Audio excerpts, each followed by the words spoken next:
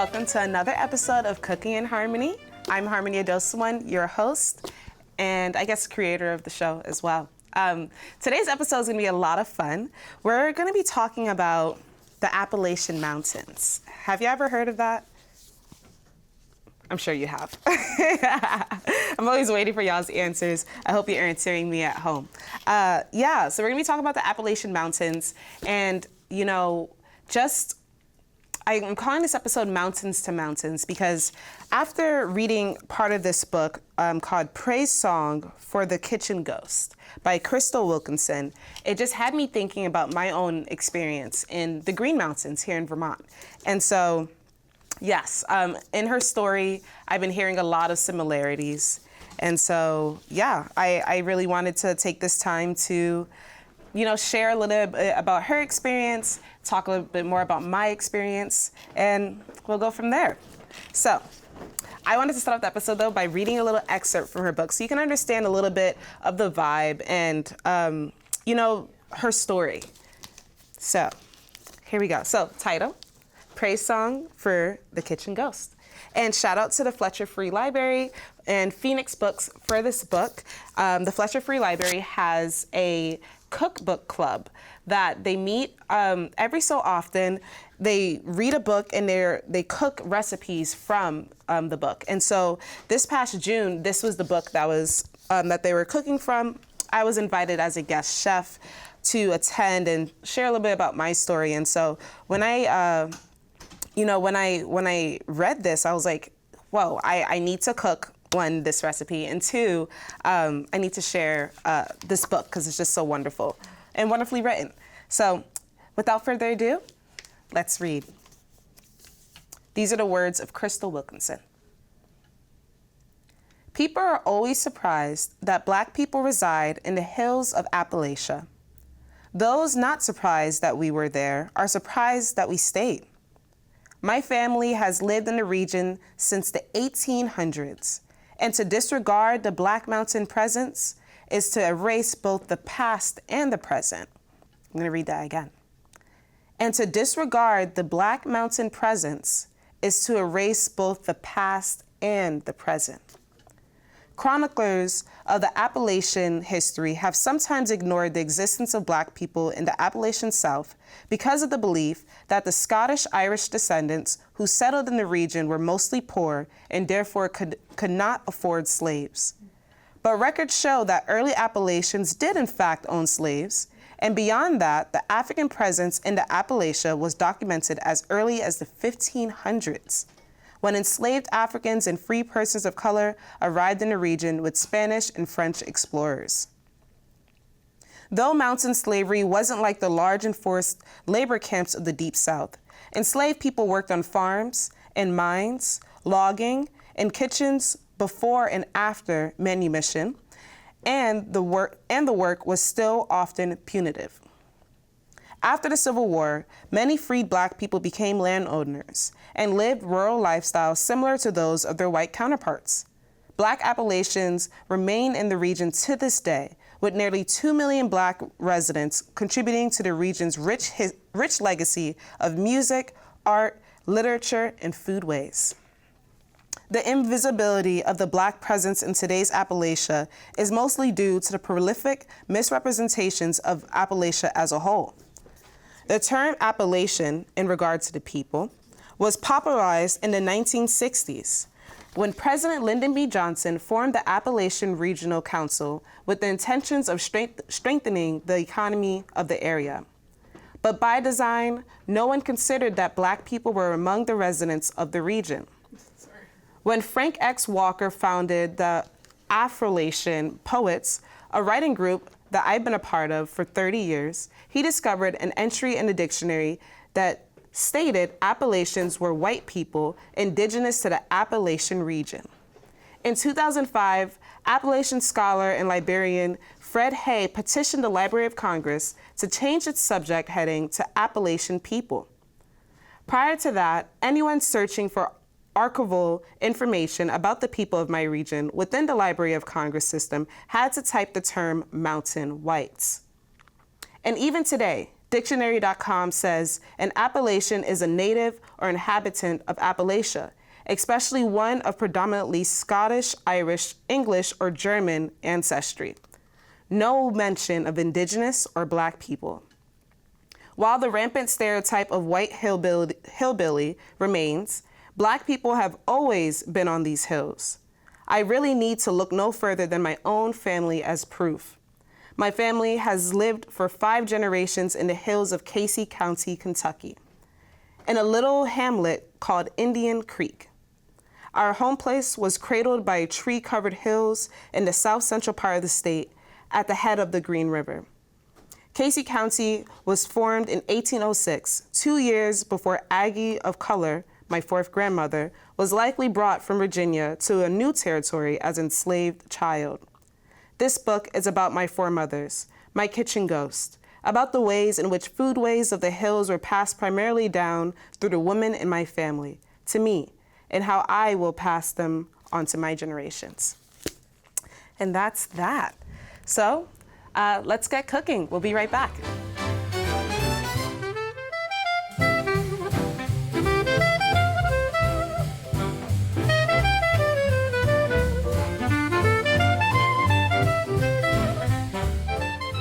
Hi everyone, welcome back. So let's get cooking. I wanted to cook a recipe that, really stuck out to me inside of this book, Praise Song for Kitchen Ghost. And the reason I wanted to do is because, as you know, or maybe some of you may not know, maybe this is your first episode with me, but my name is Harmony Edosomwan. Like I said, I own Harmony's Kitchen, which is an Afrofusion Soul Food business. And so typically in my business, we cook a really delicious dish called collard greens, right? But in this book, she has this really yummy recipe called meso greens, okay? And I thought it would be really cool if we could cook that together today. And so I'm giving y'all all the ingredients that you need for this recipe. All right. And we're gonna start off by just chopping an onion, okay? Super simple, super easy. And another thing that I really appreciate about this recipe is that it feels like a quicker way to make you some greens, all right? Because we're just gonna be primarily sauteing these, which traditionally when you make collard greens, you're kind of steeping them inside of chicken broth or some kind of broth for, sometimes up until an hour and a half. And so we're just gonna chop up this onion, okay, nice and simple. Get that part out. Boom. Super simple, super easy. And so this recipe, the one that she has in the book, is actually a vegan greens recipe. But we're gonna be adding a few elements into this that doesn't quite make it vegan. And that's just because, y'all, I just love meat a lot, okay? But we're not gonna add meat directly, but we're gonna add some meat products, okay? So we have our onion all chopped up, all right? Boom. And I think my stove is all hot. Okay, so first animal product that she doesn't call for, but I'm gonna add to it is, I was in Costco yesterday or the day before that, y'all, and I saw this really cool Wagyu beef tallow, okay? Isn't that awesome? And so when I read about it, here's what it says. So it says, the ultimate sear with a high smoke point of 400 degrees. Wagyu beef tallow is the ultimate choice for the perfect steak, poultry, and vegetables, okay? Oh man, it smells so good. I just thought it was so bougie, okay? So I was like, I need to try this and I wanna put it on my episode. So we're gonna take about a little bit of a spoon here and we're gonna put it in our pot and we're gonna get it all going, all right? Yes, you can use regular oil, go ahead. But if you wanna be a little extra like me, let's try this Wagyu beef out, okay?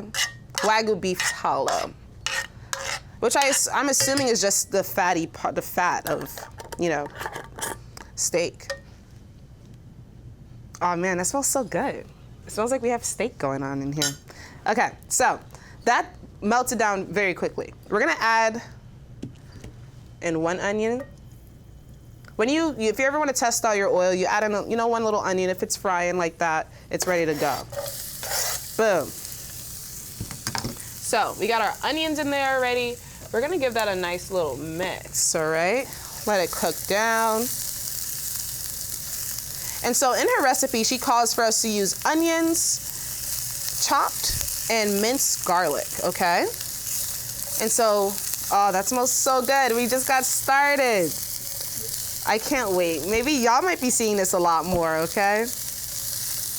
But lazily, y'all, I am gonna be using some already pre-minced garlic because listen, I do something I like calling half cooking, okay? I like to, if I can cheat a little bit when I cook, I'm gonna do that. And so we're gonna use that minced garlic there, nice and beautiful. It smells so good. And so she basically tells us to cook this down for about 6 to 8 minutes. All right? So we got that all in there. I really would. I hope maybe you guys can smell this through your TV and maybe through your screens, okay? Because this just smells so good. I'm obsessed. And per usual, whenever I start these episodes, I don't. I ate once today, I should have eaten some more, but I'm starving now. But good thing this recipe, it doesn't take that long. So, let me show you the greens we're gonna be using today, okay? So she calls for, you can use kale, you can use mustard greens, turnip greens, she says, even collard greens if you like. But she said, I think traditionally her family, they didn't really use collards in that region too often. So today, these are already pre-washed, so wash your greens. Even if it says that it's pre-washed, you gotta wash them. Don't skip on that. These are already washed. I just rebounded them, so don't think I didn't wash them. I did, guys, I did. So you gotta wash them at home too, okay? So, that's already cooking. It smells so good. So we're just gonna chop up these greens. So what I have today, though, is something really fun that I've never cooked with. Mustard greens, okay? So we got some mustard greens here. I'm not gonna do too much. We have some dandelion greens. I just wanted to be extra. I wanted to see like, what different kinds of greens can I add in here, okay? And then we have some kale greens, all right? So, look at all this. So I think she calls it it's splashing everywhere. I think she calls it meso greens because it's just, a mess of greens. It's a nice little combination of all of them. So here's what we're gonna do. She calls for us to take out the stalks. And traditionally when you're making collard greens, they tell you to do the same. But honestly, guys, when I make my collard greens for my business, Harmony's Kitchen, I keep the stalks in there. And that might be blasphemous to some people, because some people have the notion that if you don't take out the stalks of your greens, that means you didn't clean them, but that's not true. There's a lot of nutrients found inside of the stalks, which is why I don't remove it. It's like one of the most nutritious parts of a leafy green. And so to me, that just doesn't make any sense to remove. If we're eating greens, we should, try to be a little healthier, So I keep it in for my business. So right now I just added some salt, some black pepper, and some Cajun seasoning. I love adding seasonings at the very basis because I feel like that's what really gives it that nice flavor, okay? Oh man, that smells so good. We're gonna reduce that a little bit. All right, beautiful. So let's chop up some of these greens. Let's start with the mustard greens and see. I've never cooked with these before, okay? And we're not taking out the stalks. So I'm gonna keep that in, but what we are gonna do is we're gonna chop off the very end bits, because I don't really like these little parts, but that's okay. All right, so we're gonna cut that. Let's get these parts in here. Oh yeah. We're gonna cut this. That's giving off a nice aroma. These mustard greens, this feels like kale. Yeah, it literally feels like kale to me. I was like, what does this feel like? All right, so we got a leafy mess over here. Now we're going on to the dandelion greens, which I didn't even know you can eat dandelions. So this was awesome when I first saw this in the store. And I got most of my ingredients today, I got it from Shaw's, except for this amazing beef tallow. So, I'm gonna cut these dandelion greens. Something that, she brings up a lot inside this book is kind of cooking based on what is available on the land, and kind of making do, with what you have. And as I've said before, that's kind of the whole premise of soul food. It was kind of making something out of nothing, making do with what you have, And I just, the ingenuity of Black foodways is studied, but I really do think it needs to be studied more because, this kind of ingenuity could really help us as a whole, especially with, climate change and all these things happening in our world today. We need to know how to cook with what we have and what's available.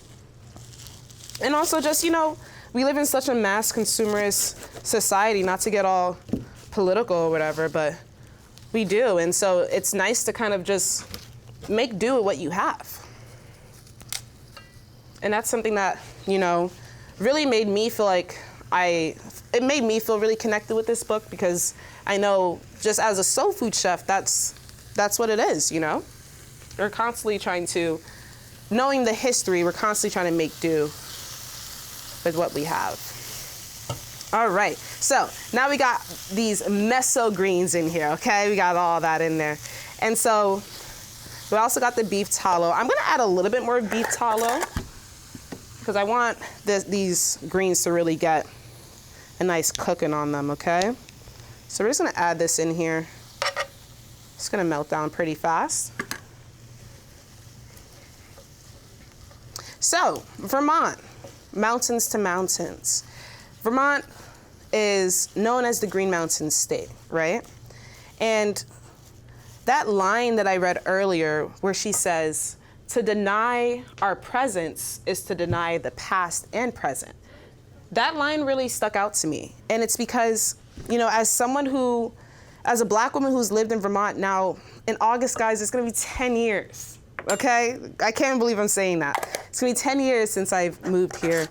And quite often, y'all, when I tell people that I live in Vermont, they're like, what? They have someone like you up there? Or just here in this state, I would tell people like, yeah, I live here, and they're always surprised. They always say, I thought you're just visiting from New York or whatever. And so there's a constant erasure of Black folks when it comes to living here in Vermont. And so I'm gonna add some chicken broth. She calls for about 4 cups, so we're gonna do the same, but she tells you in the recipe to add, I was not supposed to smudge it, a little bit at a time. She says add a little bit, let it wilt down, and then we keep adding as we go. But she calls, this is a vegan recipe in her book, so she says use vegetable broth. Like I said, anywhere I can add some animal product, I'm gonna do it. I love me some animals, okay? I love them. Ooh, that smells so good with the beef tallow. Okay, so we're gonna let that wilt down, let it do its thing. I'm so curious about what those dandelions are gonna taste like. If these dandelions slap, y'all, I'm going to cook with them more often, okay? I just can't believe that. But yeah, as a Black woman living in Vermont, constantly I feel like there's a certain erasure. And if you've been on my page as Miss Black USA, no, not yet, hopefully, fingers crossed, as Miss Black Vermont, you will see exactly what I'm talking about. The trolls, the hate comments, the drama. It's been a lot, especially on Facebook, where I've had people comment on my posts saying things like, you must be the only Black person that lives in Vermont. It's not funny, but it's kind of funny. Or, Black people don't live in Vermont. And it's like, yes, we do. I'm right here. I've lived here for 10 years. But there's so much of us. And if you've been to any of the Juneteenth celebrations that happened last week, you know for a fact that there's so many Black people here. And so let's stop the erasure. And, as much as, yes, Vermont is the second whitest state in the country, yes, Black people only make up 2% of the population. But by saying that we don't live here is to deny our experiences, is to deny our culture, is to deny us as people. And when I read this book, Praise Song, when she's explaining, when folks study the Appalachian Mountains, how indigenous folks and Black folks are just historically just left out of those conversations, it reminded me of our little state here and my experiences. And so, yeah. She calls it the Black Mountain Presence. And thinking of, considering that we live in the Green Mountain state, I guess Black people here, we make up that Black Mountain presence, right? I've never really thought of myself as a mountain person, but here we are. Okay, so as you see, that has already wilted down, okay? Look at that all wilted. So we're gonna add a little bit more of this chicken broth. It's a very easy recipe. I love me an easy recipe. I think my goal with this, not today, but if I were to cook this and eat it on a regular basis, the African in me, I always need some rice. So I would put this over some white rice, okay? And she basically tells us to kind of let it do its thing uncovered. You want this uncovered. Look how fast that's already wilting down. All right. And if I were to make this again, I wouldn't use store-bought chicken broth, but my business, we cook so much chicken, almost too much chicken, I say. And so we make a lot of chicken broth. And so if I were to make it for the biz, I would use our chicken broth. Okay, so since it's all wilted now, we're gonna add some more seasonings because sometimes to me it feels like leafy greens like this, it can be a little hard to really catch that flavor. And so we're really gonna do it up. And that's, one of my favorites, slap your mama. That's gonna make it spicy. It's gonna make it flavorful. We're gonna add a little bit of salt. And by a little bit, I mean a lot. And then we're gonna add some black pepper here. Yes. And then let's give that a good mix again. Oh, brother, guys. Oh, I'm getting so hungry. So we want these to be soft, but not mushy, So we're gonna keep cooking them down a little bit. I'm gonna keep it cooking. And with the stalks in here, we had to cook it a little bit more too. Cook it further down. All right, yum. Yeah, and so if you're interested, I just smell that beef tallow coming through. If you're interested, the Wagyu beef tallow, in reading this book, feel free to check it out at Phoenix Books. I believe they have some copies available. And, whenever you can support a local bookshop, go ahead and do it. Taking the time out to read, stories that may not be your story, I think is really cool because it just helps you to have a new experience. It helps you to experience life. And I think too often, Vermont, we have it feels sort of a bubble over our state where, we're very focused on what's happening in our state. And I think far too often that could make some folks, not really understand folks who are different than them. And so at times when Vermonters may see someone who doesn't look like them, or isn't maybe of their culture, there could be a little bit of friction, But I think what solves this is reading, experiencing, traveling, trying to see things from a different point of view. I think it's really important. Very important.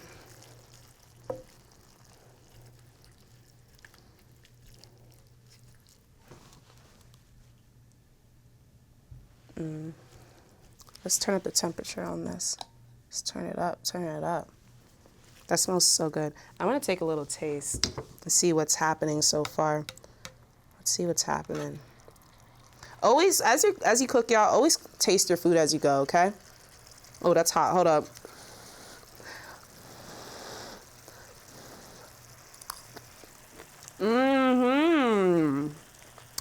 Okay.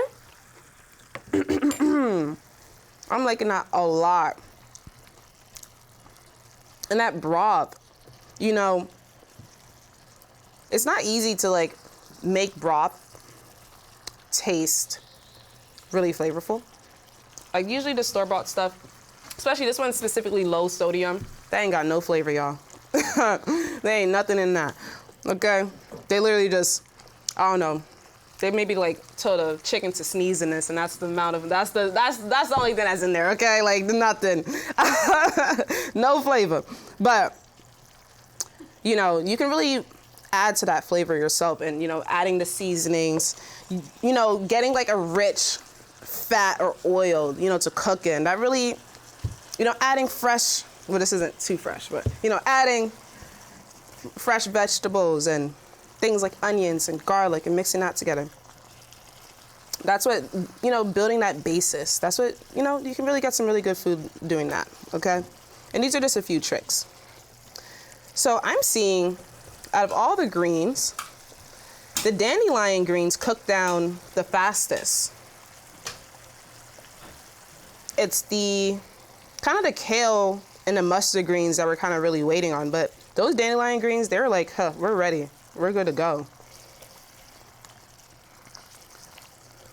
All right. Boom. Okay. Let's let that do its thing.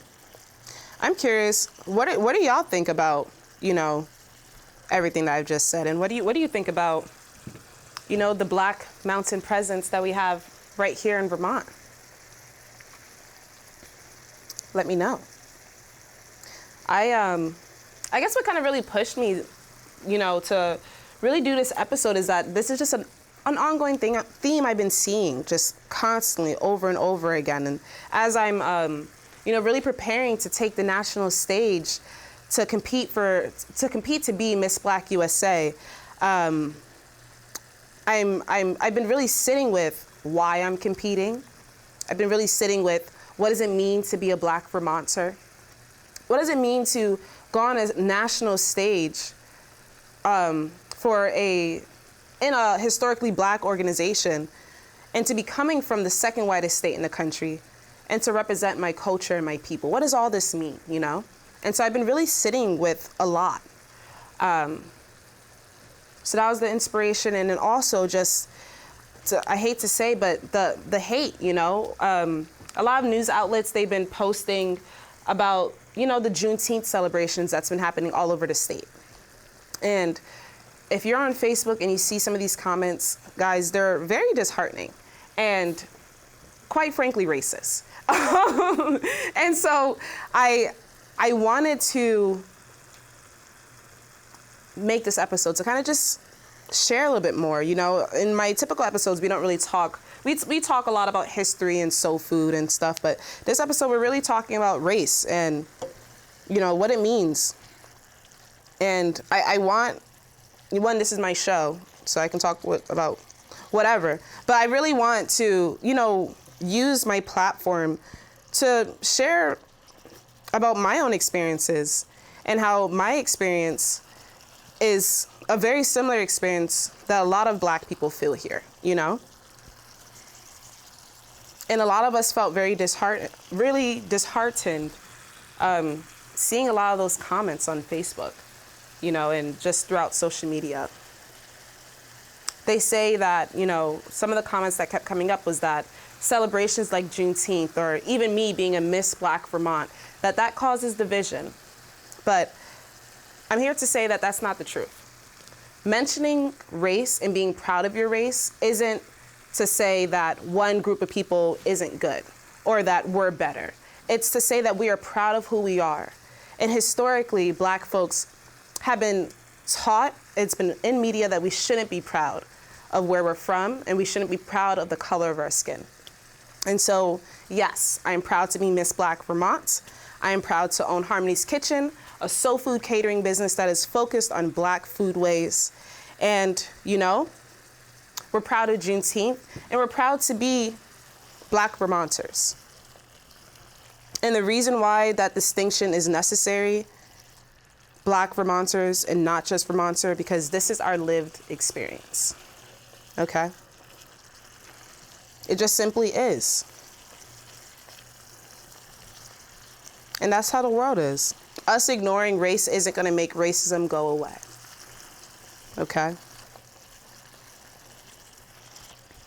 Understanding each other, understanding our shared histories, understanding our differences in cultures, that's what makes the difference, all right?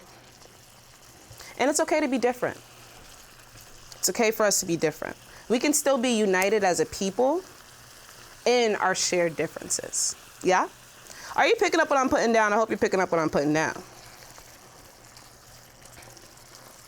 All right, y'all.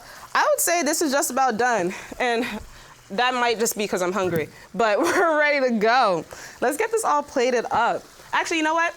We're gonna come back. I'm gonna clean up a little bit, get it all plated up, and we're gonna taste this bad boy and see what it's given, all right?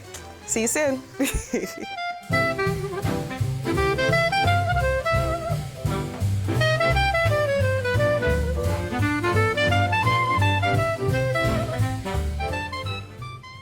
All right, y'all, we are back.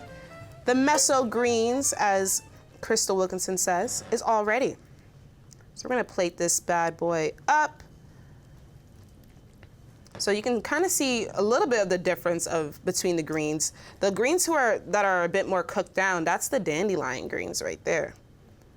Oh man, all right, look at this, guys.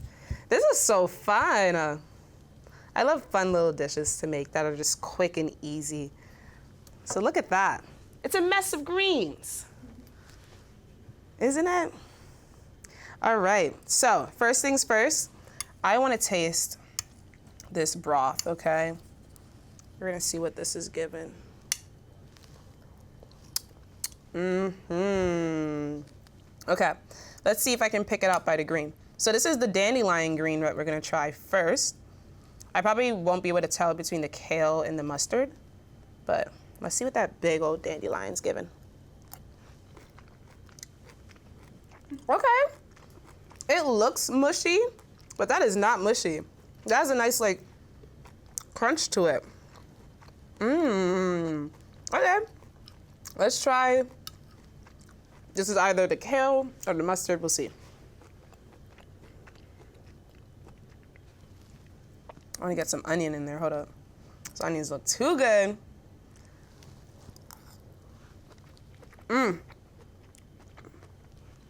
Oh yeah. Oh, that's so rich.